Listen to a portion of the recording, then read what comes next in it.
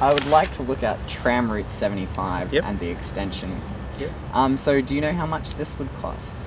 Well, I believe it's about 6.8 kilometres from the Vermont South terminus to Knox City.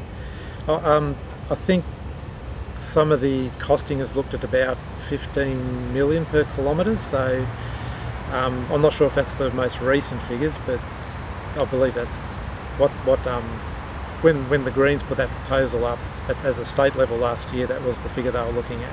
Yeah. I have a figure of 15 million from the Greens. When Treasury costed the extension of the tram route, they got it to 24 million per kilometre. I'm not aware of their costing. Okay, so I'm just curious about, well, the third figure I had was 34 million per kilometre, which actually came from an urban development consultant named Alan Davies.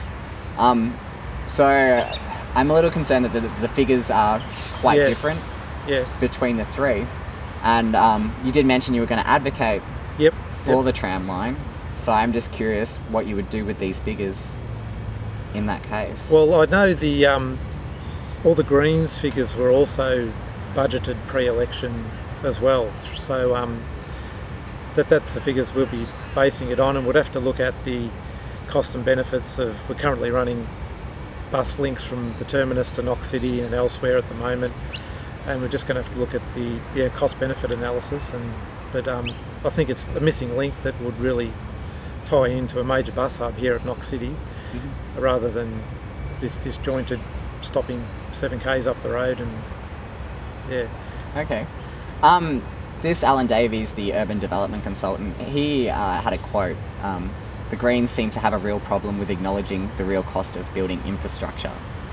Did you want to make a comment on that, do you think? Well, I know federal election and pre-state election, the Greens were the first and most open about all their policies being costed. I know federally from the Parliamentary Budgetary Office, it was all costed and balanced out. So I think the figures that the Greens run with would meet the costing that we'll be looking at for the cost of the price. Okay. And as a councillor, how would you advocate for the tram line? What steps would you take to encourage? Well, we'll work hand in hand with the state government on that. We would be, especially myself, I'd be, working with the state government, the local community, just trying to build momentum to start with.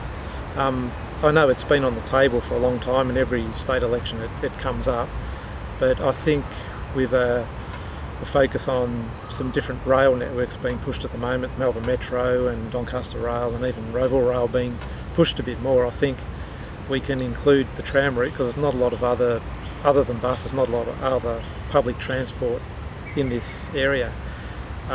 There's like 2 train stations at the east end of the municipality, but not much else. And having spoken to some people, knocked on a few doors, they're saying kids getting to school, they either got to wait for a bus in the rain, they can't just walk to the corner and there's a tram, or they've got to catch a bus into Knox to get on a bus to go catch the tram. And I just think it could be a vital part of a big municipality having that tram network factored in. And I think I know Councillor David Cooper was a proponent of it. I know some of the other candidates are a proponent of that tram extension too. So I think the momentum would be there, and I think we could work with the state government on that.